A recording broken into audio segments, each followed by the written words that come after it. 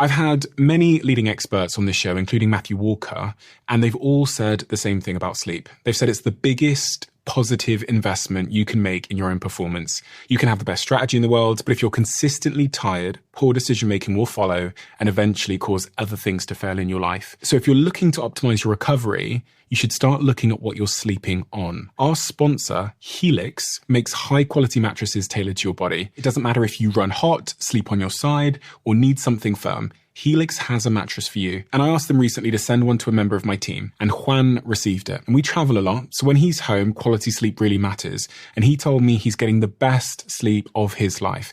And the data backs it up, with 82% of people in a Helix study saying they saw an increase in their deep sleep. And with a 120-night trial, you've got 4 months to prove it to yourself. You can get 27% off at helixsleep.com/diary. That's helixsleep.com/diary.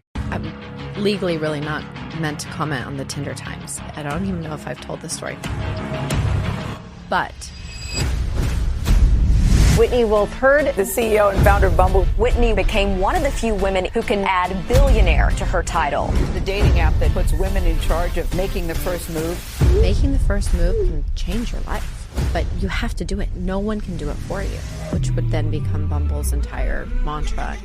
I've seen all the things that Bumble have done over the years, and it always seems to be original in its nature. It was a lot of these tiny hacking concepts that made no sense. No one had ever done these things before. But if you understand what moves and motivates people, then you have this opportunity to connect with them. And so that's been the superpower of ours over the years. At 31 years old, you're the youngest woman to take a company public. What's the personal toll on you in those moments? It's been pretty dark. It's been pretty heavy. Your departure from Tinder read to me like it was horrific and sexist. It was soul-crushing. I was being described in all sorts of ways. I had reporters trying to go through my window, and it was really violating. There's a whole persona that's been created about me out there in the world. How am I ever going to escape this? I was 24 years old. If I asked your teams, what's Whitney like as a leader, what would they say to me? I don't know. We did ask them. Oh. So...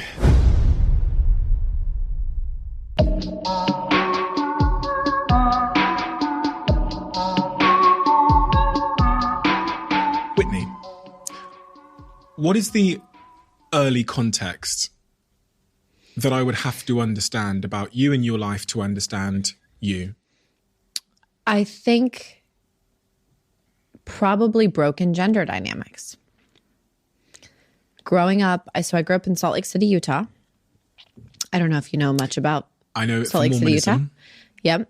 So it's a very, LDS is kind of the formal religious term, or better known as Mormon place. And my dad is Jewish and my mother is Catholic. So I'm already a total anomaly in this place. And it's a very tough community to fit into when you don't look, act, behave like everybody else or have the exact same belief systems.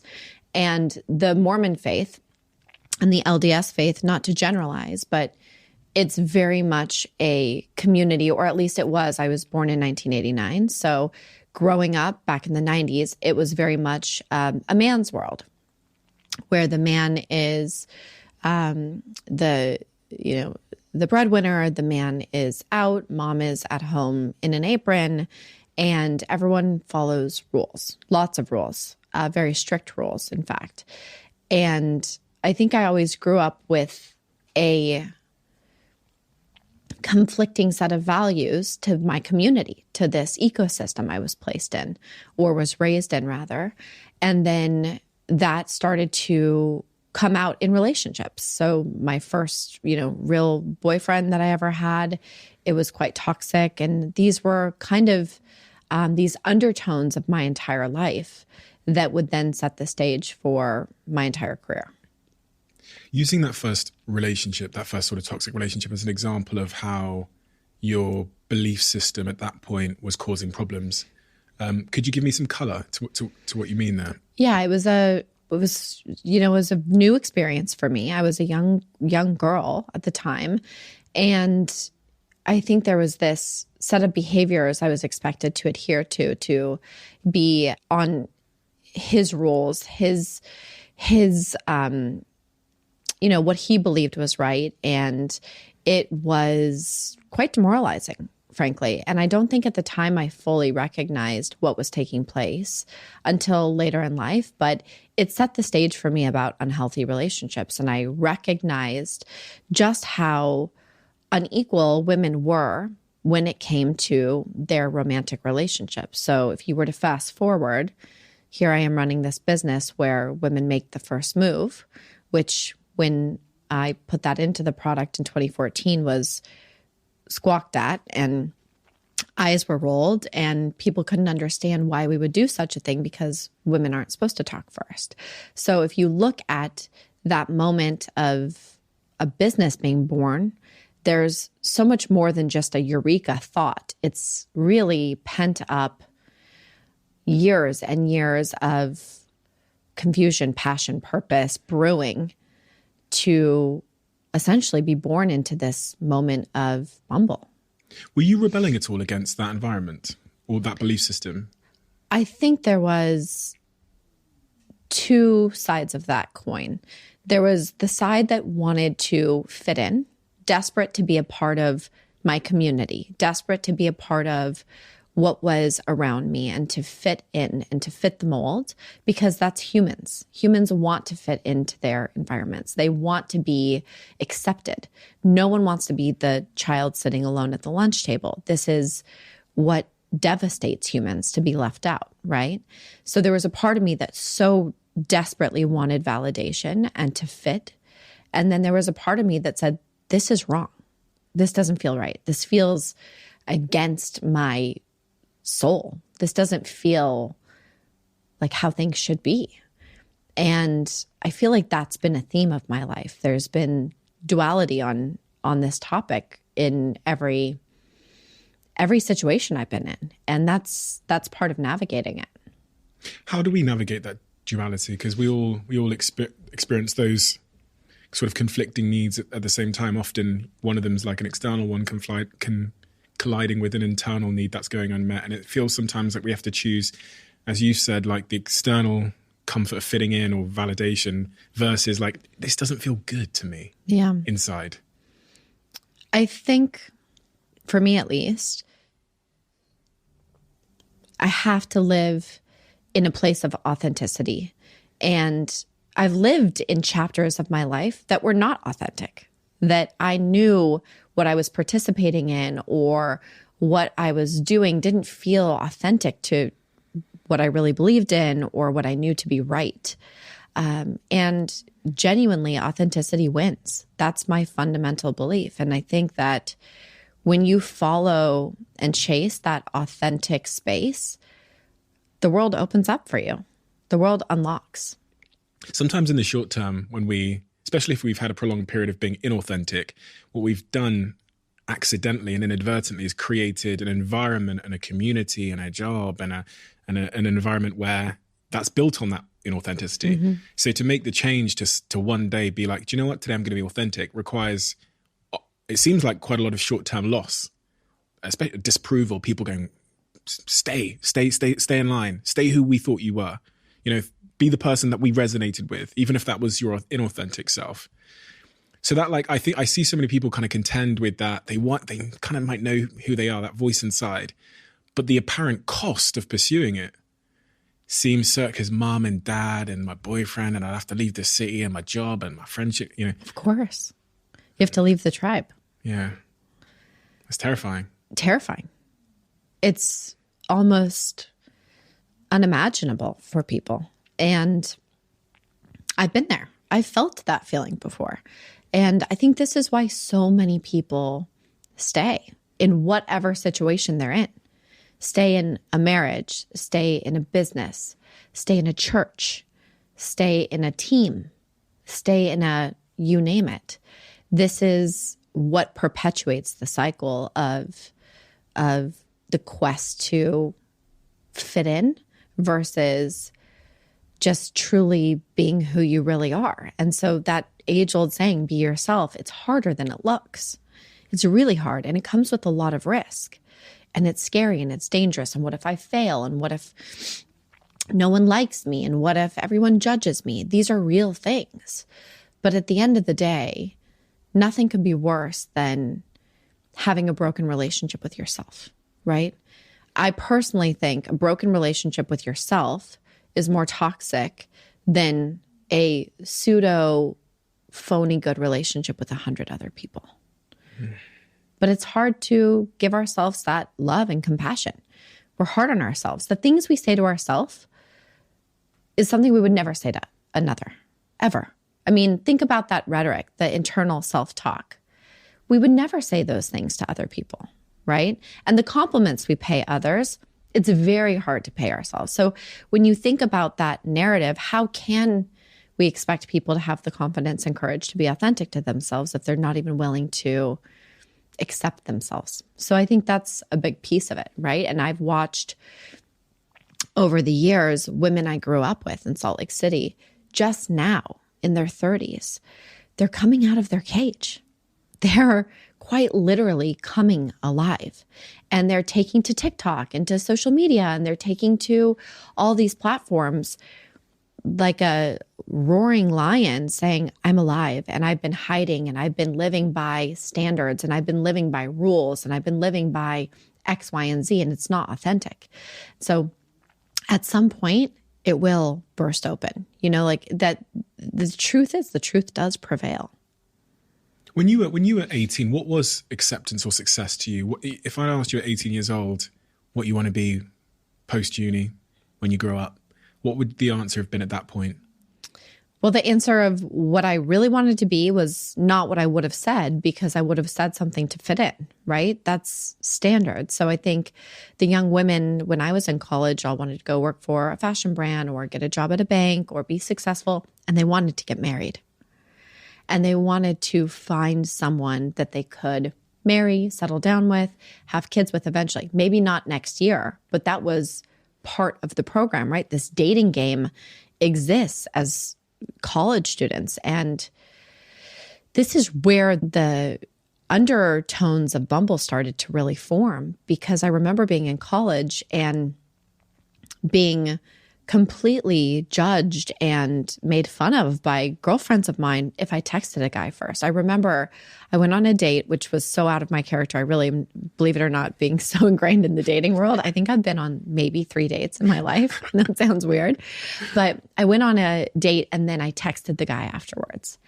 And they were like, oh, no, you have committed a sin. A sin. Like, you should be ashamed of yourself. It made me cry. I felt so embarrassed. I felt so ashamed. And I remember thinking, this is wrong. What is wrong with you? Why can we not text? Who wrote these rules? What are these rules? These rules are ridiculous. So this desire to break the rules, change the rules, rewrite the rules was something I inherently felt deep down. But everybody's felt that. You've felt that. Everybody has felt that. It's just who chooses to go and actually act on it is the difference. I was thinking then when you talked about being 18 and having this kind of sort of social expectation of what success would look like, and then having a family was the orientation of a lot of young women at that point. Do you think there are any gender differences that are innate to us that have a bearing on the path or the way that we show up, that are innate, i.e. not social constructs? But do you think there's anything in us as men and women that makes us want different things from birth innately? You know, it's a good question. And I have 2 little boys right now. And I think a lot of this is imposed on us as a society. I really do. I think the toys we buy our children and the clothes we put on our children and the shows we show our children, you have to really ask yourself, is this not truly forming what they're interested in and what they care about and what their ambitions are? I do believe that there may be something, and I see this in men too, to folks that genuinely want to have a family and have children and be part of that type of a life, and then folks that just genuinely don't. But I don't really see it with don't think it's a gender thing. I really think that these are just a personal soul level thing. But I think society comes in and puts bows on it or puts trucks on it and says, here's your path. So it's interesting now raising kids, seeing if I really believe this nature versus nurture thing. And I think there's components to it, but I think it's definitely more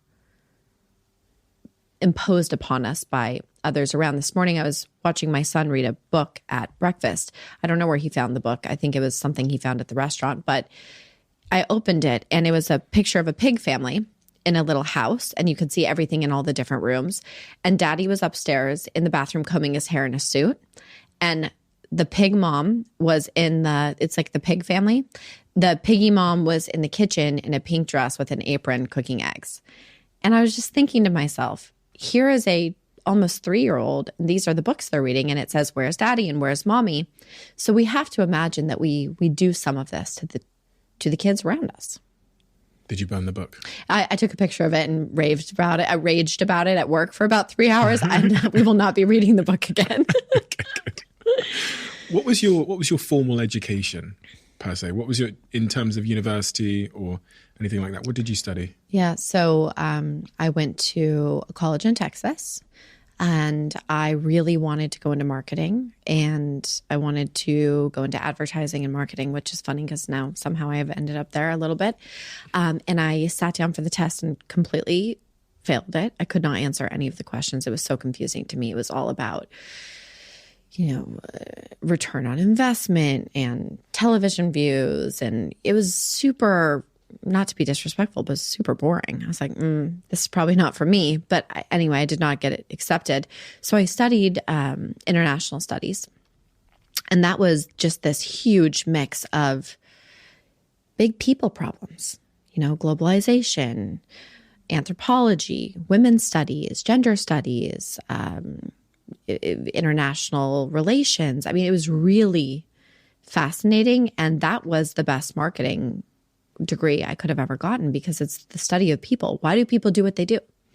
And if you look at the business I'm in, I'm quite literally immersed all day long into why do people date who they date? Why do they want what they want? How do they behave? Why do they get aggressive? What causes aggression? What causes online abuse? Where is this stemming from? And this stuff is really interesting. So I'd say my education really did help me connect those dots. And as you leave that degree, that gap between like the working world and leaving university, college, what was that gap, and how what were you thinking in that moment? Where were you heading? What were you applying for? Where were you seeking the next chapter of your life? So I really wanted to be a travel photographer, like a photojournalist. And I had no training in that, obviously, but I was just obsessed with the idea. And it's actually funny, at the Bumble office right now, we have this photo of this incredible woman that I met in Burma, and she is holding a Bumble lighter. And it's my never made it to Nat Geo moment. But that was my dream. I wanted to be a Nat Geo photographer. And so I went traveling through Southeast Asia. And took a lot of photos. And I remember on my travels thinking, gosh, there's such a disconnect for someone trying to explore a new country, place. It's only TripAdvisor. And if you follow TripAdvisor, you end up eating a hamburger in Laos at some version of a Hard Rock, right? And this is not really the experience. I thought, why can't I get to know a local? I want to ride around on the back of a moped in Laos. And I want to go understand, what do they do here? Like, where do the 18-year-olds go? What was their life like? Like, what does their day look like? And I thought, why is there not an app that does this? Why is there not something on my phone that can put me in touch with these people? But then, of course, that idea fell by the wayside, went into, the back of my brain somewhere. And by chance, one day would end up in this wild world of connecting people on the internet. So some of these things were already brewing and already starting to bubble up in ways that wouldn't totally expose themselves yet. By chance, you ended up in this weird world of connecting people. What was that chance? So the chance was that I went to a dinner in Los Angeles one night with one of my very dear friends, and she had been friendly with a couple of these guys in LA, and we all ended up at dinner because I didn't end up driving back to my mom's house that night. It got too dark and it was quite a long drive. So we all had dinner, and I was staying at her house. And one of the guys at dinner was the general manager of this incubator, and was telling me all about this incubator. And here I was, a 22-year-old, just barely 22, if that even, 2-year-old woman that needed a job. I needed to make money. I needed to find my way in the world. And I had just been kind of adventuring and, seeing the world and exploring and taking this very, risky path of not going straight into a career and going to travel and going to see the world and find my passion. And he said, well, maybe you could take a marketing job. And I said, okay, I'll try. I'll call you tomorrow. And he's like, okay, probably thought I'd never call. And I did. Long story short, that incubator would be the incubator where we ended up launching Tinder. So it was by happenstance that connection happened. But I think it was about taking advantage of an opportunity, right? Seeing an opportunity, and it didn't feel perfect. And I think this is a good lesson for people, is the way it was described to me at that dinner. People think, oh, well, she got so lucky. She met the so-and-so of so-and-so. That's not what it was like. That concept of Tinder was never mentioned. It was never called Tinder at the time. And it was a totally different opportunity, but it was putting my foot in the door of something that would then turn into something else and something else. And I think so many people wait around for the most perfect headline when it comes to an opportunity that they can't really see or read between the lines. And everybody has that potential. Everybody can do that. They just have to be willing to say, well, this is a stepping stone, or this is a door that I could bust open, right? And I think that's kind of how I've tried to approach most things in my career. It's so true. It's, that moment there, there's so many other outcomes that could have happened from a dinner. Namely, one of them is you just don't call the person back. I mean, the amount of times in my life someone's given me their number and said, call me, and I just haven't called back most of the time. 99%. It's like all of us do that. Yeah. But there's a philosophy of like leaning into stuff, especially when you're young, just like leaning in, regardless of certainties. You've described Take a chance. It. Yeah. And people have I see this in people, I'm sure you have as well, where people have a tendency to be like lean in people or kind of just lean out people. Even when the world is changing, crypto, Bitcoin, blockchain, all these things matter. Typically people lean in or lean out. Yeah. And I think people that lean in are the ones that end up creating opportunity, which looks like luck in hindsight. Yeah, I agree with you. And being brave enough to just say, even if it doesn't work out, at least I explored it, right? I think people, what I've seen, and it's something that I'm guilty of as well in my life, is it's a risk. And we have to be willing to get excited about risk instead of being afraid of it. It's the uncertainty though, isn't it? How good are you at dealing with uncertainty? How guaranteed do you need the outcome to be before you take a step? Right. And for me, not very guaranteed personally, because it's like, what do you have to lose, right? Are you creating risk for yourself? Not really. But I do think that it's scary to pick up the phone and make that first move, right? Which would then become Bumble's entire mantra and tagline and product and everything. But making the first move and taking that first step can change your life. But you have to do it. No one can do it for you. And I learned that the hard way. I had very little support along the way in terms of advocates or community. I had a handful of people I could call upon, but candidly, even when I was starting Bumble, all of my confidants, with the exception of a couple, were like, no, don't do this. Why? Why would you expose yourself to this? What's the point? That won't work. There's already dating apps. They're going to eat you alive. And you can get bogged down in that. It's easy to drown in that noise. In those early years of Tinder, I remember being told the story maybe 10 years ago in San Francisco when I was working there with a guy called Michael Birch, who was the old Bebo founder. You'll know Bebo. Bebo, the old social net. Oh, no, it didn't go to the US. It was just predominantly not sure in the UK. I remember that. It was like Facebook here before Facebook. Okay, cool. And he, in his little sort of incubator that I was in when I was 20, they were telling me the Tinder story of how you went to a fraternity for people that don't know what a fraternity is, what's a fraternity? So I guess in the UK it would be like college clubs, maybe. Yeah. Do they have like members clubs or something like that? So don't really basically have sororities and fraternities, and sororities are a house of women and fraternities are a house of men. And there's different names. So they all have these Greek names, right? So for example, the one I joined was Kappa Kappa Gamma. You could have Tri Delta. There's all sorts of them. And essentially a lot of college students, they do something called rush, where they rush and they go house to house and they meet all the women or all the men. And then they basically they put in the name of the one they would really love to be a part of. And then they see who accepted them back. It's been criticized up and down. And there's a lot of things that are not, spectacular about it. But this is a way a lot of people find friendship and community. It's a community gathering for their college campus. So with Tinder, I essentially went back to my alma mater at SMU. I just graduated. So a lot of my best friends were still in school. So I got access to the campus, and I would start at the sororities and then go to the fraternity. So I'd essentially have all the young women download it and then run to the fraternity, and then they would download it, and then everyone would start connecting. So, is that good? Is that bad? How do you want to chop that up 10 years later? Who knows? But that's the reality, and can't escape the truth. But so you heard about this way back when? I heard about this 10 years ago because we were building community-centric apps. We're building something called Blab, which resembles what Clubhouse is now. And when we were talking about the marketing strategy, Tinder kept coming up. And Sean Puri, the company got acquired by Amazon in the end, Twitch, who own Amazon. Other way around, Amazon owned Twitch. But yeah, that was the thesis. It was like, should we go to fraternities and go get, and to try and build that sort of isolated, tight community to try and get product market fit? Yeah. Because network effects really, really matter, especially in the dating game. The most important. Yeah. That's why there's only a handful of dating apps that have ever survived. I mean, at least during my time doing this, which is almost a decade now.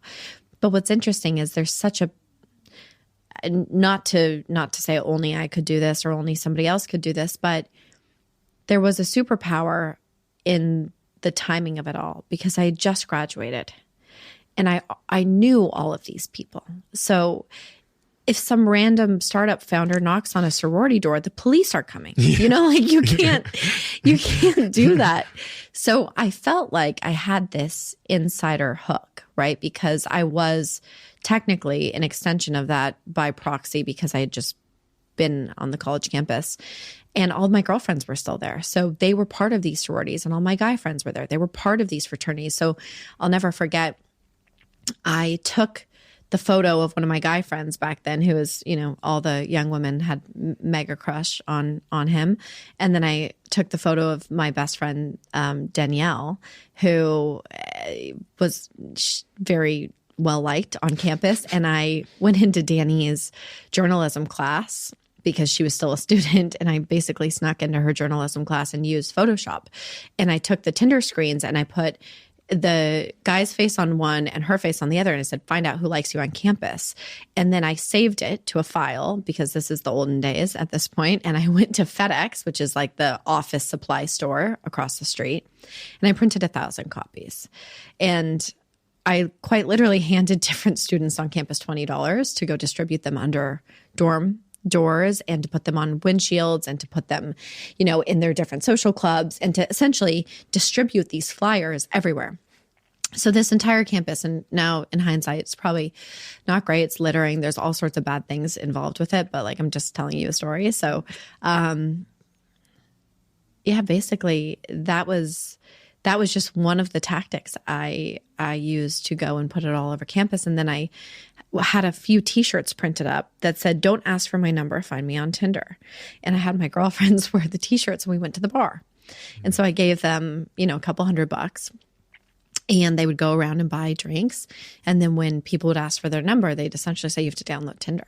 So it was a lot of these tiny hacking concepts that made no sense. No one had ever done these things before. I had no playbook. It wasn't like, I was reading some manual to marketing. It was just what felt around me. It was just bringing the real life dating experience to life through an app, marketing. There's so many important messages of marketing there. I mean, the first one that you said was that you were the customer.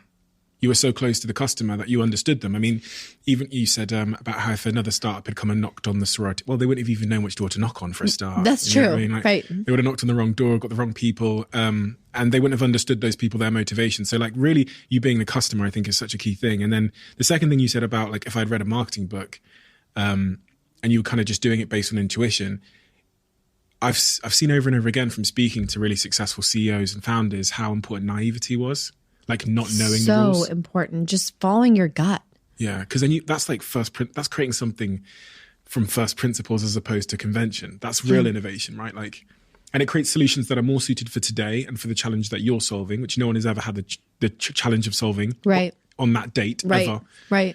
But naivety, you know, and this is sometimes why I think some of the best founders don't come from like business school or from marketing school. The best marketeers aren't marketing graduates. Because naivety is such a superpower. It's a superpower, and following your instinct. And if you understand what moves people and what motivates people, then you have this opportunity to connect with them on a real level. I mean, we've done things that are ridiculous. So I remember we would make these signs that said, they had the big X's, like no, you know, like you're not allowed to. And they said no Facebook, no Instagram, no Snapchat, no Bumble. This was like week 3 of Bumble or something, some ridiculous early, maybe first year, I can't remember at this point. And we would post those all over the universities. So there was this association where it was like, wait, I can't do the things I really want to do. I want to sit in class in Snapchat. I want to sit in class in Instagram. What the hell is Bumble? And so we were essentially seeding this psychological curiosity. And then we were actually sending young women wearing Bumble shirts into classes 10 or 15 minutes late, interrupting a class of 300 people and saying, oh, sorry, wrong room. But everyone's looking at this young woman or young man, whoever it was, wearing a Bumble t-shirt. So we were seeding curiosity and this like, why is Bumble everywhere type of thing. And so, you know, a lot of people think, oh, well, I can just go start an app and I'll just buy some, you know, Instagram ads and I'll just be successful. But if people only knew the fraction of the insane everyday little hacks that, you know, I did and our team did to bring this to life, we were the first people, certainly the first tech brand to do humor accounts, to pay for the humor memes. Do you remember the humor memes? Well, we had about 100 million followers on meme accounts. So yeah, so you know all about this. But like we were way back years and years ago, I remember reaching out to, I can't remember what it was, one of these meme accounts. And they're like, wait, you want to pay us to... I'm confused. How does that work? And we're like, okay, here's the deal. We'll give you $100 or whatever it was. We turn around a year later, that same account is charging $100,000 a post. So there's also something about luck and timing, being just right before something, you know? And if you look at Bumble, we were also beating the woman drum, this drum of we need to advocate for women, beating this drum of let's put women first. Let's elevate women. Women are not equal in their relationships. Women are not being treated respectfully. Women are being abused on the internet. Women are not being treated right. We were saying this in 2014, and then Me Too would come a couple of years later. So I think we've been lucky as a business to basically be right before the wave. And then we've been able to be a part of that wave versus chasing a wave. And so many people chase a wave. So many people chase a wave. They look around them like, well, what's cool? How do I chase that? And I feel like we've always had the good fortune or whatever you want to call it. Conviction. Inspiration. To go first.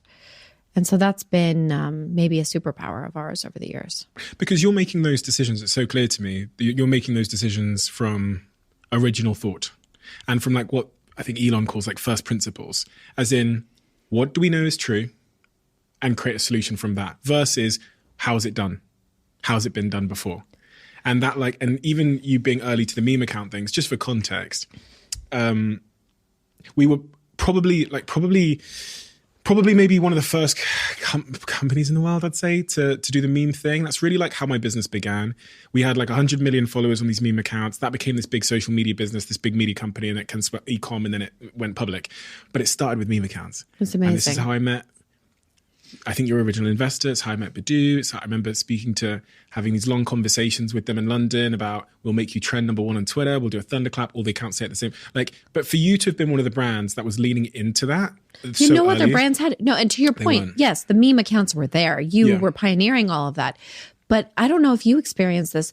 Brands did not see their place there. And the brands 100%. That did, that I had seen, had been like, buy my bracelet or buy my fashion company. It was something very consumer centric, which made sense. But it wasn't the download my app. Yeah. And that was such a different way of promoting something. Even for the app world, it was so out of bounds for the app space, because the app space used traditional app space acquisition strategies. You're right. It wasn't. And the reason why we managed to get so many followers was because people didn't value those accounts. So I remember buying BeFit Motivation, which had about 10 million, I'll say, followers. Love Food, which had about 7 million followers, and BeFit Motivation on Twitter, which had 2 million followers on Twitter. Just that 20 million followers cost me about 10 grand. Oh my God. And then Can you imagine? It's like really good real estate. It's like buying a house in some crazy part of London 1,000 years ago. And then all the other accounts were free. Because Unbelievable. I offered the people jobs that ran them. And said, you'll have a proper job, you get paid loads. I know your mum doesn't think it's a job. I think it's a job. I see you. I validate you. People are like, oh, you're exploiting. Well, no, nobody valued it back then. And then they eventually did value those social media accounts. And what you're talking about, the whole, it was attention. It was attention. It was eyeballs. And from a first principles perspective, you go, well, we want attention and eyeballs. They are here. I don't care if it's safe, cool, or the done thing. That's where we're going to go. And I saw Bumble doing that. And I've seen all the things that Bumble have done over the years, and it always seems to be original in its nature. It feels that way. It feels like someone has had an original thought today about how to solve a problem, and they're not just focused on showing what Bumble is. They're communicating how you should feel about Bumble. That was always the goal. Yeah.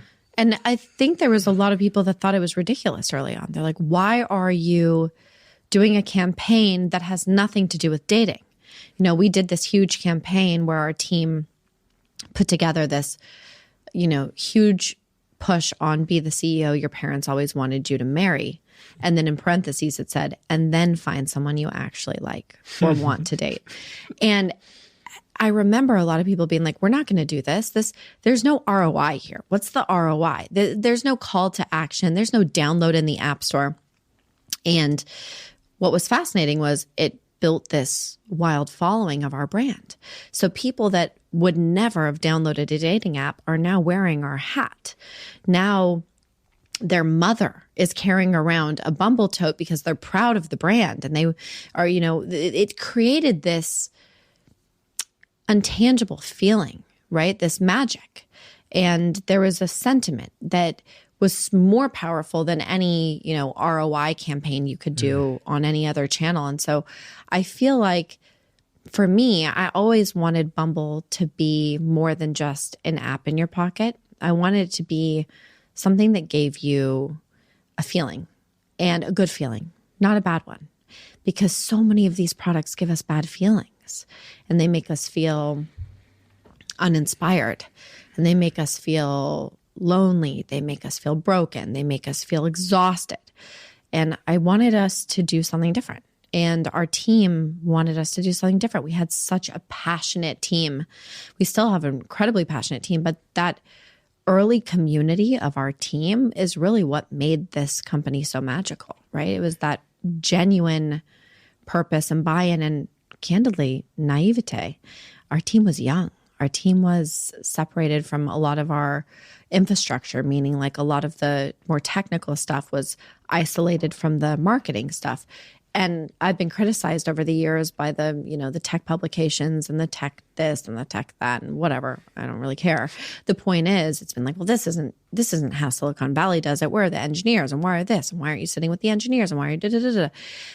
And there was a method to the madness. It was, let's let this team go out and paint the town yellow and do it with no interruption, no distraction. And then let's let our fantastic infrastructure team really solve big problems through tech while these two, heart and brain, can operate together, right? And it had never really been done before in this like traditional Silicon Valley world. My first startup experience is not like my second startup experience.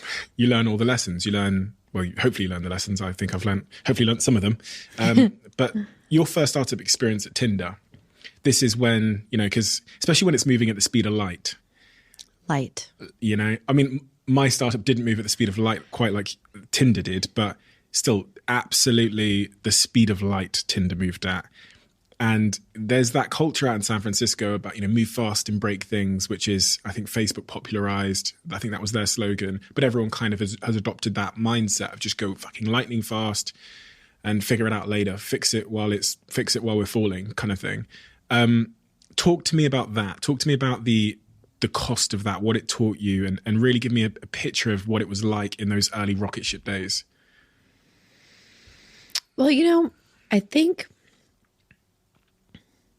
it was so new to everyone involved. No one really understood what the next day held. This was such a different time also. Instagram had just had its big sale. Now in retrospect, not such a big sale, but at the time, remarkable, right? Still remarkable regardless. And it was just such a new environment. Tech was still relatively niche. Mobile was very niche, right? It was not super mainstream. Apps were kind of hitting the scene, but not like where we are today. There's an app for this or app for that. And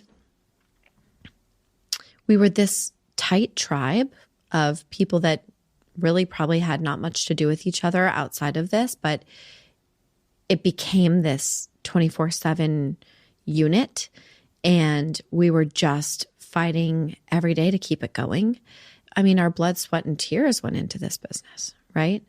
So when I left, it was completely devastating because I wasn't just leaving this rocket ship of a business. That's one thing. But I've just been essentially,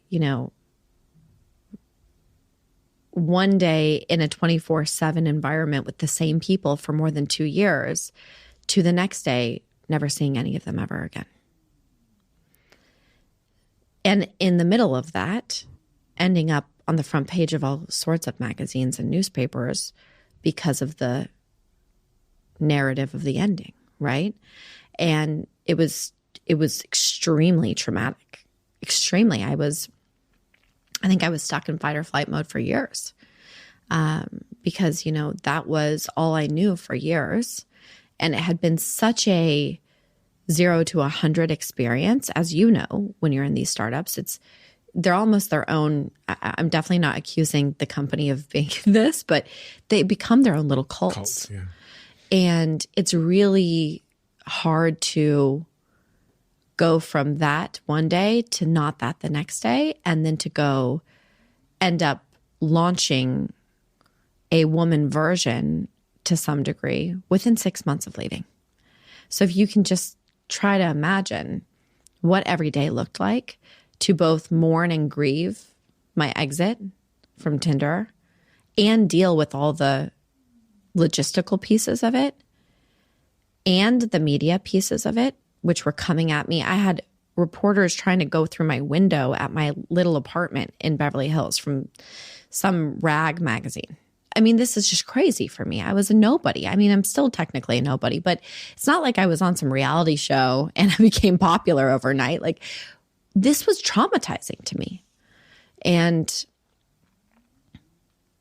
it's funny, like the land of everyone trying to be famous. I was probably maybe one of the only people not at that point, right? So it was very crazy to just all of a sudden, in a very scandalous way, by the way I was described in the media, I was literally painted as this like scandalous gone girl of the tech world. And it was soul crushing because it's not who I was. It's not who I am.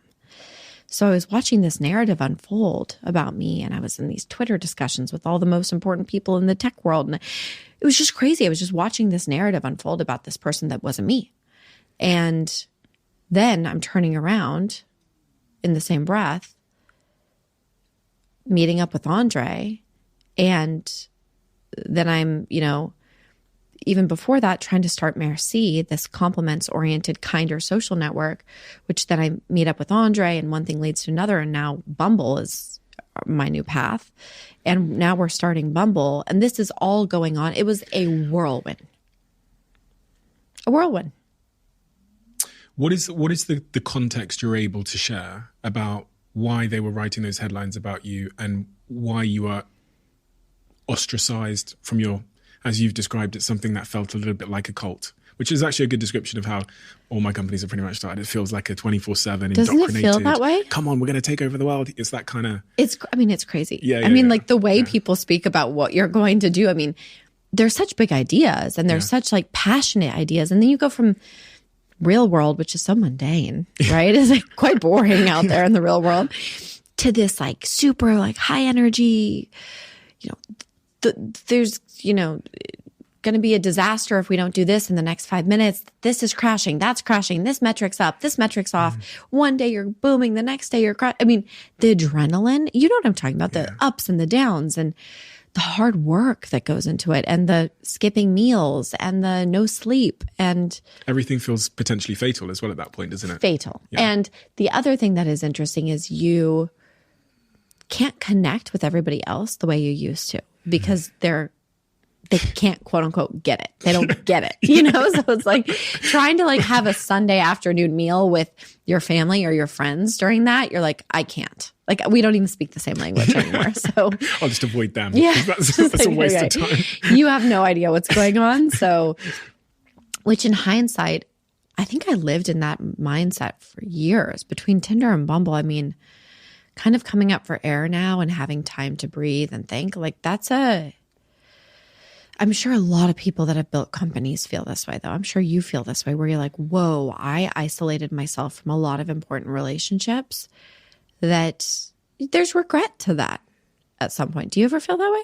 100%. I was incredibly lonely. I didn't speak to my family, didn't really see them for many, many years. And I thought that something mattered much more. And you eventually, even if I used to think I was immune, but eventually your body will remind you that you are a human too, and you have needs, and your needs are being unmet. And the signal will come in many ways. I hear the signal sometimes come for people. They'll have panic attacks. They'll feel a growing sense of loneliness. Their health will give out. I've had certain examples where the body has just shut down. Yeah. And I've gone through that. Yeah. I read that your departure from Tinder was ominous, to say the least. In fact, that's actually the word that's written in my notes in 2014. And in the early days of the founding of Tinder, you'd had a relationship with somebody, that relationship had ended. You were then treated in a pretty horrendous way from everything that I read online, threatened multiple times, people saying that they would fire you for things that they didn't have a justification to fire you for, sort of patronizing, condescending behavior to the fact that you were a young female co-founder and how they would take that co-founder title from you. It's actually really hard for me to read, actually, just from... It kind of makes me feel a sense of injustice in my core. You were called annoying and dramatic at certain times when you raised certain concerns. And as a result, you ended up leaving the company. You were fired, I read. You were fired from the company, which is even worse, when you raised certain concerns. You then filed a lawsuit, which went on. And there was certain actions taken, and there was a reported settlement reached at one point. But overall, your treatment while you were at Tinder, specifically from men, read to me like it was allegedly horrific and unfair and sexist. And then upon leaving Tinder, there's this huge wave of press who are mischaracterizing you, what happened, and you fall into this situation where you've been in this cult, we'll call it a cult because that's how it often feels to both of us, for so long. You come out of that and you're greeted with this wall of like mischaracterization, attacks, from all sides. And you're kind of out on your own then. That's the moment where you're ostracized from the tribe. And you're dealing with this wave of negativity. Yeah. So, I'm legally really not meant to comment on the Tinder times. But what I will say is I was literally broken during that chapter where I was waking up to headlines about myself. Like you said, I was being described in all sorts of ways, and people were calling my uncle and my ex-boyfriend. I mean, it was this digging, weird investigation into my life. And all I wanted was to just do my job, right? And so it was a very dark, toxic moment. And I felt so alone. And I felt so unsupported because this was before Me Too. This is before Time's Up. Any woman that said anything out of line was called names. And this was still during a chapter, even in modern land, that was not really pro-women. And so no matter what I said or did, I wasn't going to be able to get through. There was judgment. I had friends from college didn't want to talk to me anymore. They were like, "Oh, this feels icky. This isn't that cool." Like all of it, I was ostracized. I had a scarlet letter. And that was such a devastating feeling because let's just remember, I was just a young professional. I was 24 years old and I'd been working my tail off for 2+ years. I had, obviously, teamwork makes the dream work. I still fundamentally believe that, but I had played my role, and an important one, right, to get the company to where it was. So to be called all of these names and to be basically just written off by Twitter and the random media and the random everyone. And I have big respect for media, and I'm not criticizing them. I'm just saying this was the narrative at the time. So it was really hard. I was super depressed. I was paranoid. I actually don't think I left the house for like 3 weeks at one point.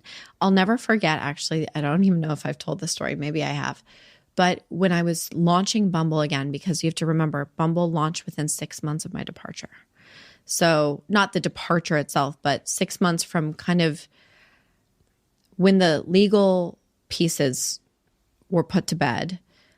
That was August. I want to say August 3rd. December 1st, Bumble was live in the App Store. You know how much work goes into launching something. It's a 24-hour job. I had another 24-hour job of grieving and being in fight or flight defense mode of whatever Twitter was coming after me with. And it was really hard. So I think there was a chapter where I didn't leave the house for several weeks. And when I was launching Bumble, I think it was Business Insider, I can't remember who, they were doing a piece on Bumble and they needed a picture of me. And I was like, well, I'm not taking any pictures. There's no way. I'm in sweatpants and Uggs. I'm not leaving this house.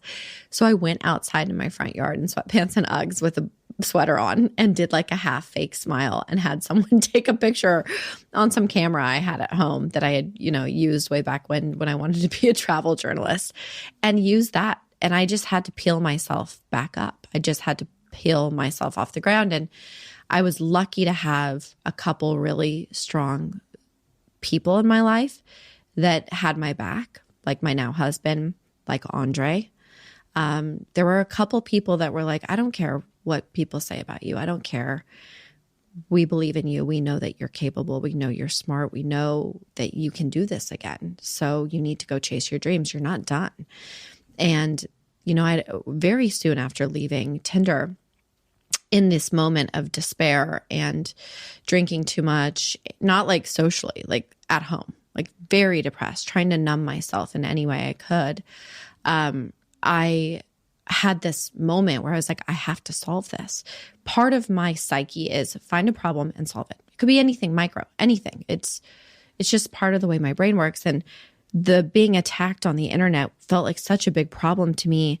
And I felt like this was something so many people were going through.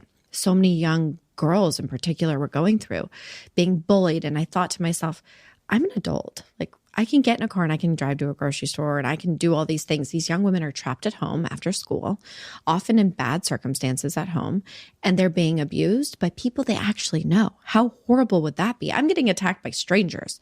They're getting attacked by friends at school and strangers, not really in the sense of stranger to us, like proxy strangers, right? Friends of friends.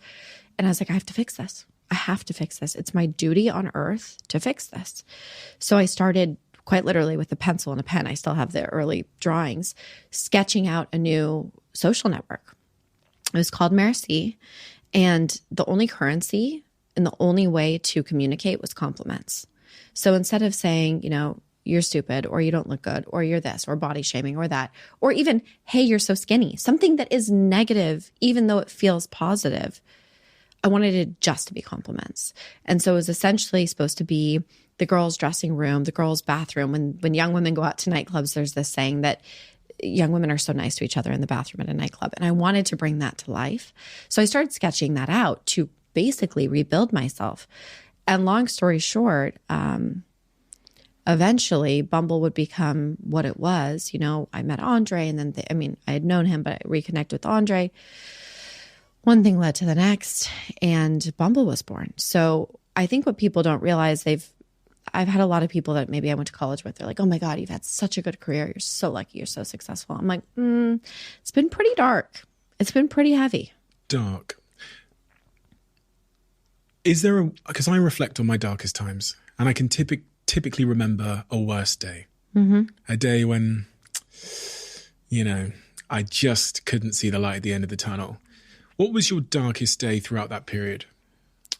I have several that are pretty visceral and memorable. But one that I think maybe is something people can actually tangibly put themselves into this moment. You can imagine there's lots of tough moments along the way. But one was we had worked so hard to build Bumble in stealth mode, starting from about August through, call it November. So head down 4 or 5 months of just 24 hours a day back into the grind. And it was really important to me not to attach my name to it. I was so scared of putting my name on it. I didn't want to muddy it. I was like, I'm in the media as this scandalous person right now, and I don't want to be known for. I don't want this to be about me. I want this to be about what the product is and what the mission is. I want women to go first in their relationships. I want women to be empowered. And I remember we'd worked so hard to keep my name out of it. I had a pseudo email that I was using to reach out to certain people that I thought could, maybe leak that this was happening. And we were going to launch in mid-December. They'd gone on this investigative adventure of sorts of following all my early employees and ambassadors. And they were going through all the images and piecing together this story about this new product that was launching. And the headline said something along the lines, maybe not verbatim, but it was really hurtful. It was basically, I'm summarizing how I internalized it. Surprise, surprise, the scorned woman from Tinder launches her own dating app, but women go first. And, oh, I hear she really likes bees. She's called it Bumble. It was so hurtful. And I just sobbed, and I sobbed because there had been so much work that went into coming back, rising from the ashes and pulling myself back up. And to keep it in this kind of stealth position away from me and not make it about that, women have and everyone, every gender, we all have an opportunity and I believe a human right to start over. We all have the right to start over. None of us should be held hostage to a certain chapter in our lives or a certain thing in our lives. We should all be able to get back up. Right? If we're still breathing, you have that right. And that felt like my right to starting over on my own terms was taken from me. And it was really violating. So in my typical fashion, I cried about it for a while. And then I pivoted. So I called my early team. I said, we have a problem. Whoever it was has basically leaked this information, which is their job. I don't hold them against. It's not their fault, but they basically have told everybody that we're doing this app and that it's coming out and that I'm behind it. But they're kind of missing the point of what the product really is. I think they're misunderstanding why we're starting this. I think for them, it read more of like in a revenge novel, right? Which was not the case. It was about Merci then evolving into a positive dating space. So I said, okay, you're all jumping out of an airplane tomorrow. And they're like, what do you mean I'm jumping out of an airplane tomorrow?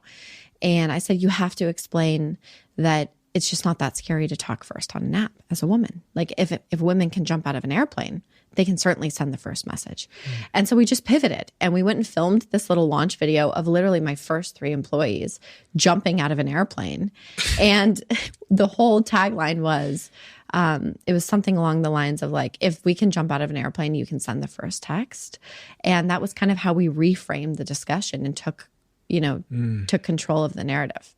That point about your right to kind of reinvent yourself or not be defined by a previous chapter, I think is so important. It's also why, I gotta be honest, like I don't love talking about it, like the Tinder stuff, because it's a step in your journey. It's an important contextual step. Yeah, of course. It's inspired you in many ways in terms of your mission and your vision and all of those things. But I'm glad we could fill that context. When I asked the question about your hardest moment, the darkest times, I was reflecting on some of the quotes I'd read about when you were in that moment, feeling like maybe life wasn't worth living anymore. Yeah, and that kind of thing. And it's hard to, I think for a lot of people, I hope it's hard for them to understand that mindset, like getting to that place. I hope it's hard for them to understand. I hope they've never had to experience it. But for someone that has, what is that like? Are those words real? That prospect of like maybe life would be better without me in it? I most certainly felt that way at times, for sure. Leaving, when I was going through that chapter, I most certainly had moments where I thought, well, this is it. I mean, what now? There's a whole persona that's been created about me out there in the world. How am I ever going to escape this? I'm going to be suffocated by a definition a group of strangers have assigned to me. And my tribe is gone. I'm gone. Everything I can identify with, this startup world can feel like a cult at times, right? And so that all felt gone. And I told you earlier, you disassociate from a lot of the life you once had, friends, family. You lose connection with them when you're trying to build something, right? And so when you leave that thing you're building, it's not like, okay, well, let me just go home to grandma's house. That doesn't feel like an option. You don't feel like you can relate to anyone anymore. And I just did not understand what the point was anymore. But it was right in that moment, literally. I want to say like that was the same piece of the same storm of feeling such a deep pain in such a deep problem, which the problem to me was the toxic internet and how toxic it could be and how detrimental it could be for your mental health, that a solution came. And so I really channeled that dark, dark, dark loathing and pain.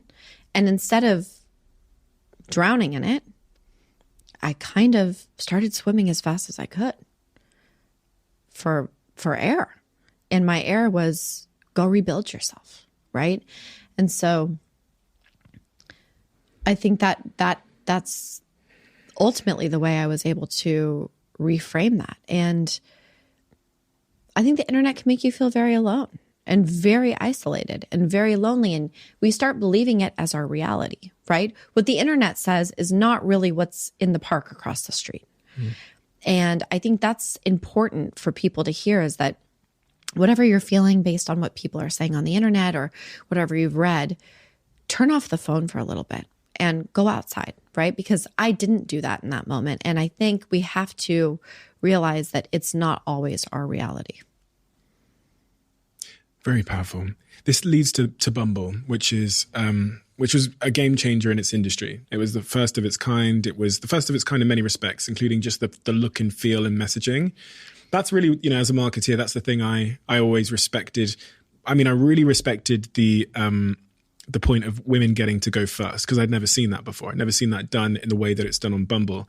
But from a marketeer's mindset, I really respected how bold, how clear, how much Bumble were willing to position themselves as the antithesis, the opposite of everything else that existed. It was really willing to bring a new concept and a new idea to the market.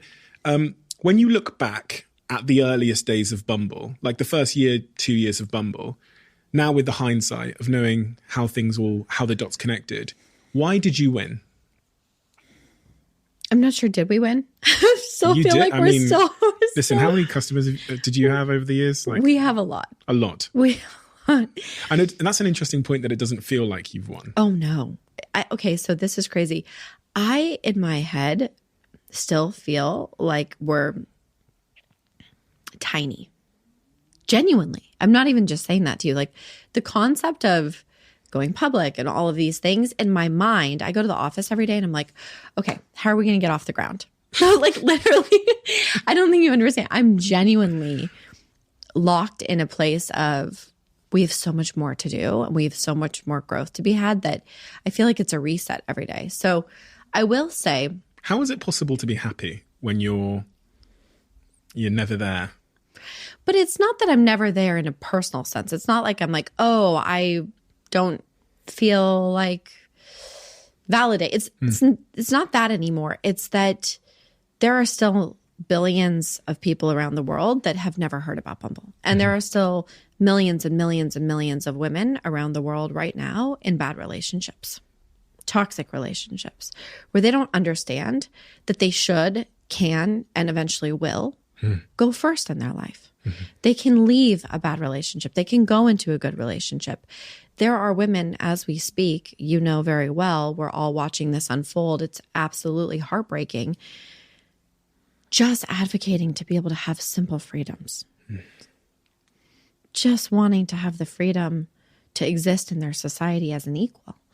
So when I go to the office every day and saying, okay, how are we going to launch?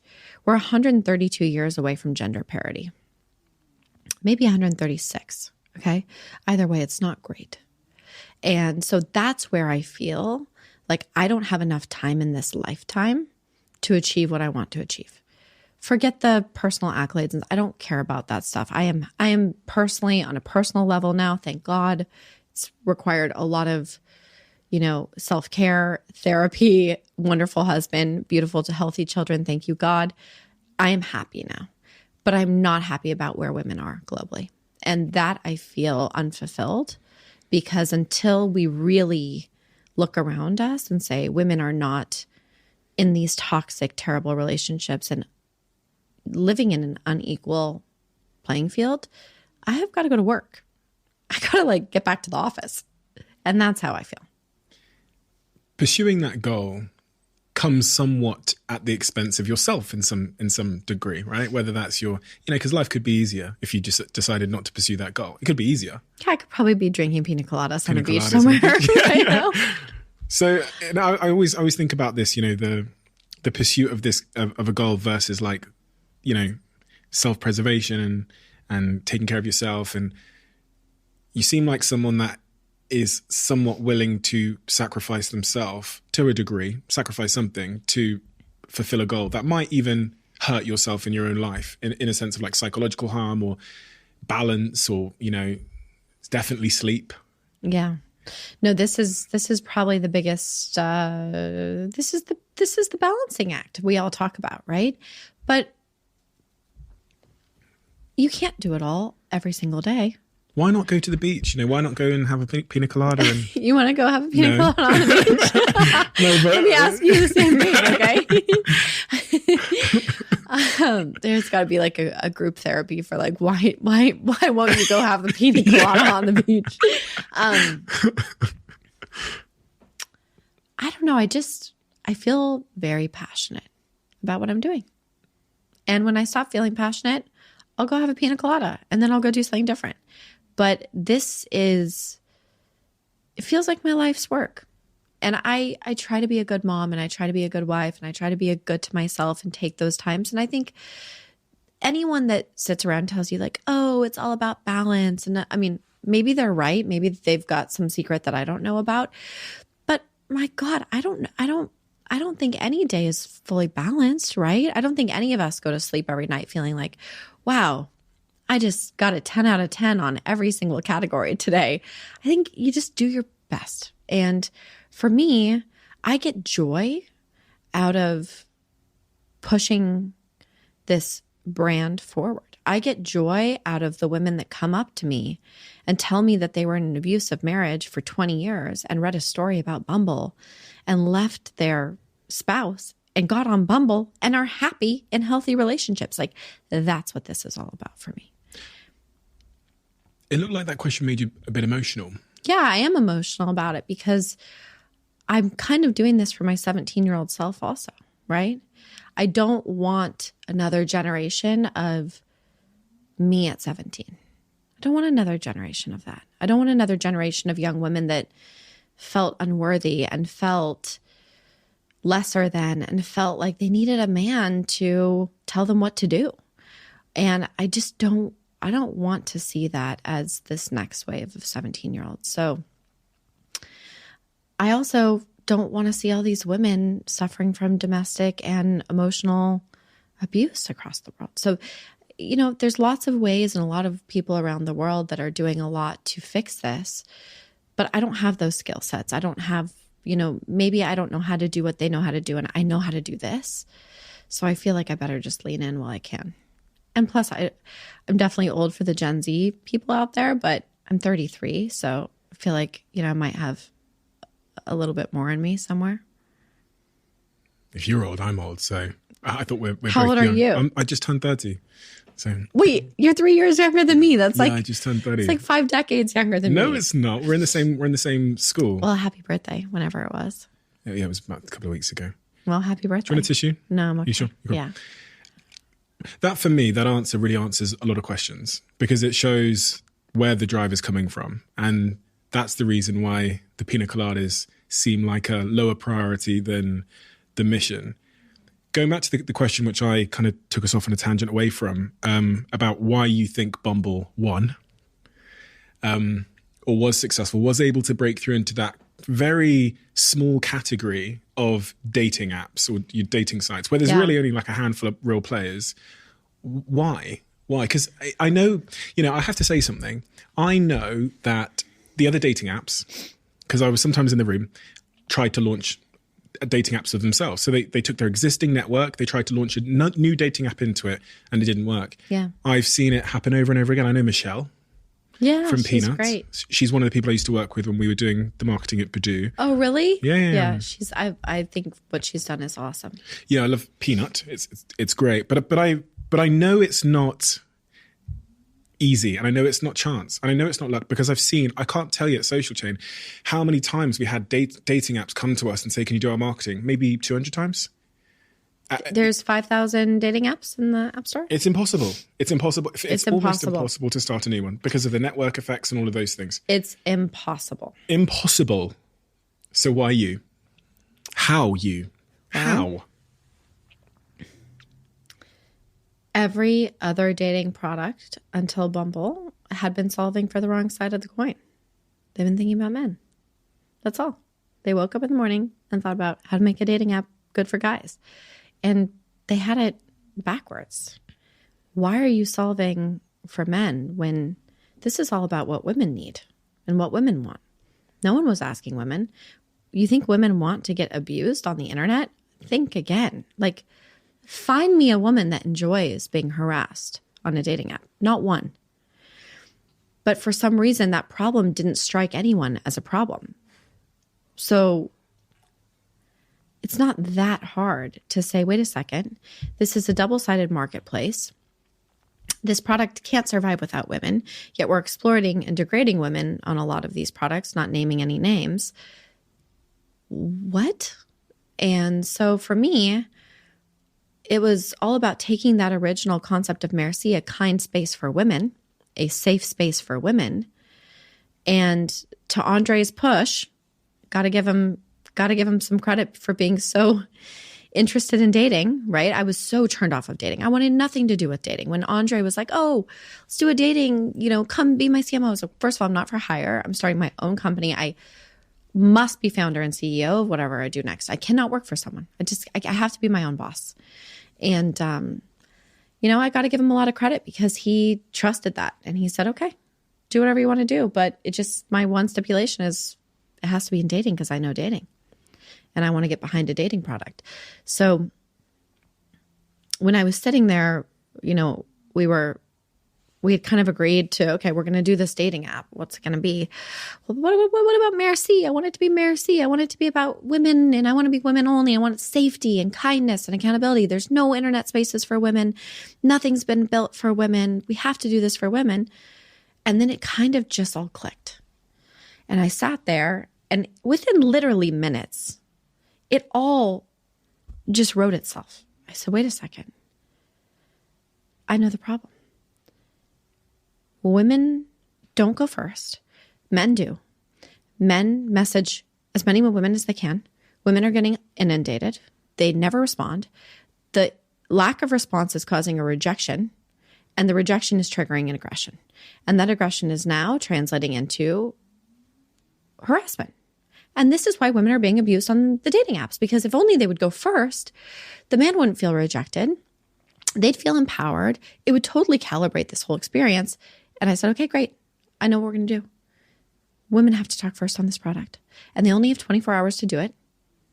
I knew nobody else could conceptualize the way I would explain it. So I was like, think Cinderella, the pumpkin and the carriage. And men can extend on time a day to capture their attention if they want to. Now, we have to also call out something. This was back in 2014 in a very heterosexual-oriented dating app experience. The landscape has evolved. We have to be inclusive to all.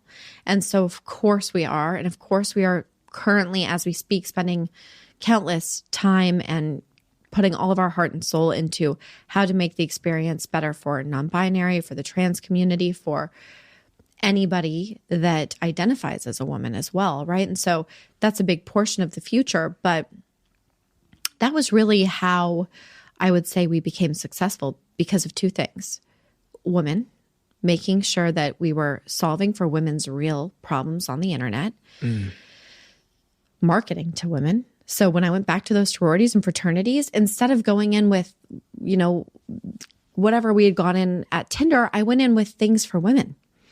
I went in with items women wanted, cute yellow cookies. Like, I understood that we are going to build a cute brand, not a sexy brand. And that's what set us apart. I wanted it to feel warm and cozy and inviting and soft and feminine and safe. And that's the beginning and still the current through line of Bumble. What do you like as a leader? Because leadership has evolved, over the last 10, 20 years, from like the Steve Jobs days where you've got this kind of tyrant that, from what I've heard, so hard to deal with that they put him in his own building and only people could work in that building if they were really resilient. I heard all these stories. I spoke to Woz. Woz didn't tell me that, but Woz is the closest I've ever got to Steve Jobs. But leadership and the concept of what a leader looks like and how they behave and how they treat people in a post-internet world where we have the ability to speak up because we can tweet and Glassdoor and all of these things. Leadership has changed. Our perceptions of it, how they behave. In a post-pandemic world, leaders are much more vulnerable because I think a lot of them had to be really vulnerable during the pandemic to guide their teams through. What if I asked your teams, if I said, what's Whitney like as a leader, what would they say to me? I feel like I try. And so, I'm sure I could be told otherwise. I try to be empathetic and I try to think about everyone around me, probably to my detriment, honestly.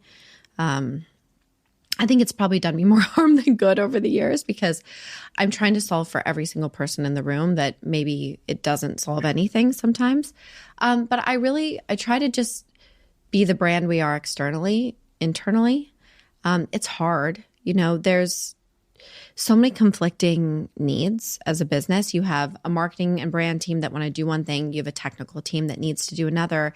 You have IPO teams that have to do another. And so you end up being this conductor of a very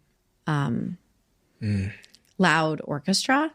And I try to create harmony with people, but I don't know. I guess I wouldn't say I follow any. I don't read leadership books. I don't take leadership courses. Maybe that's something I should do. I don't know. But I just lead with my gut. I just do what feels right. I try to do the right thing.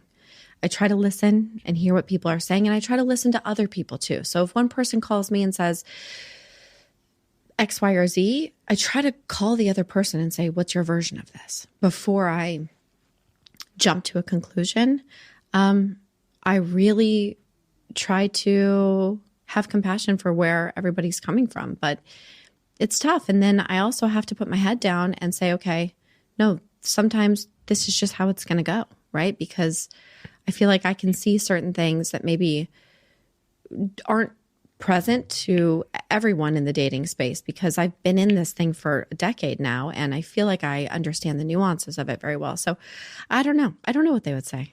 You talked about creating harmony amongst the orchestra, which I feel like is the perfect example of the role of a CEO. But a role of the CEO of a public company becomes even more difficult because then you have even more conflicting expectations. When you're that person that's trying to create a harmony in all of this orchestra, keep everybody happy, meet all the needs, how do you create harmony within yourself? So I personally have beliefs that, there's something bigger than what we're dealing with every day, right? Like I try to zoom out into something that we can't even see, right? There's obviously influences of the universe that none of us know about. You and I cannot sit here and say that we know every corner of why we exist and what's going to happen tomorrow. And so I try to just trust the process. I try to laugh. Andre was always really good at that. He would just laugh in really stressful situations. And I learned that from him. It's just like, have a laugh. You'll be okay. And also to realize that we are just a blip on the radar. Like this is going to be, if we're lucky, Bumble will be like a half page in a book one day, hundreds of years from now. Like it's just not that big of a deal, the daily dramas and the nuances of everything. And so I try to just zoom out. Like, is this really going to still matter? This one moment in interpersonal dynamics or this one moment in a failed launch or whatever it might be, is this really going to matter in 5 years? Is this going to matter in 5 months? And I really try to do that exercise of how big of a deal is this before I allow it to disrupt my harmony. Does that make sense? I don't know if that made any sense at all. It does make sense. It does make sense. I was reading things about your sort of sleep work routine, and you sounded a lot like me. I am the type of person that has a fairly unhealthy relationship with my phone throughout the early hours of the morning, especially when I was running the company, especially when I was at Social Chain still. I'd wake up in the middle of the night. I was worried too often when we couldn't make payroll, and I knew it was payday in a week. I'd be riddled with little sort of slithers of anxiety. When we spoke to, I think it's Robbie. Oh yeah, he's great. Robbie in your team. Robbie said she makes no pretense of being always strong and is openly vulnerable with the team. Where you might walk into the office one day and let them know that you've been struggling with something. You might be anxious or struggling with anxiety that day, and encourage your other team members, if they're feeling the same way, to take the time that they need. Well, that's really nice of him. But yeah, I mean, vulnerability it has to be authentic. I've watched so many people the last few years ride this vulnerability trend. And I'm like, that's not real vulnerable. Vulnerability can't be a scapegoat or an exit or a crutch. For me, I don't know. I just tell the truth. If I'm having postpartum depression after my first baby, I would just say that to my all hands because that was the truth. And why would I be anything other than truthful? If I want to lead a company that tells the truth and I want to run a business that instills behaviors that are truthful and healthy and and better, like why would I want to operate in any way that's disingenuous to that? So I just get up and just try to tell the truth. Convention would say, well, that's not, leaders are strong, and then that they don't have any problems, and they're always tough, and so what if, and this is honestly what I used to worry about. I used to think, well, if I'm truly honest, that things affect me too. My team are going to think I'm weak, and then I can't lead them, and that's the kind of narrative that ran out in my head. Yeah, and I get that, but the reality is everyone's feeling something. And I'm in a connection business. How can I run a connection company if I can't connect? And the only way you can connect is through vulnerability. It's the only way to connect with anyone. I'm being very vulnerable with you right now because we're sitting here connecting. So I might as well, I could sit here and be like, well, some business book I read, there's this theory of like, this many hours a day, do this. And like, that's just not my vibe. If we sit here in 10 years' time and we say, that was a really successful 10 years for Bumble, what would have happened in those 10 years? We would have built world-class features that were industry-changing for safety and trust on the internet. We would have become the safest platform for women not only to date, but to find any trusted contact that they need. A mentor, a mentee, a babysitter, a friend, somebody that has the same illness as them, as rare as it might be, somebody who is struggling with any type of mental health crisis, the platform to find anyone on a trusted, safe wavelength. And we would have also gone and created a suite of laws to actually build real legislature around the gaps that exist for physical and digital accountability as it pertains to women's well-being. And we would have scaled globally to every corner of the earth where women need us the most. And we would be a trusted product for them to find their innate strength to quite literally make the first move out of something bad and into something good. And we would have built a brand that showed everybody that you can have mission and profit, live under the same roof, and you can be a kinder, connected company, irrespective of how everybody else has done it before. So that's what I would hope for. Thank you. Understanding you and understanding what's driving you, I would certainly bet on that becoming a reality. And I think that's really, of all the business success, the marketing brilliance, and all of the things that you've done, and the resilience and the getting back up and all of those things that in and of themselves, we described them in a couple of minutes, but any human that's struggled and been rejected and had been mischaracterized knows that those aren't small things. So for many people, even one of those things is entirely fatal.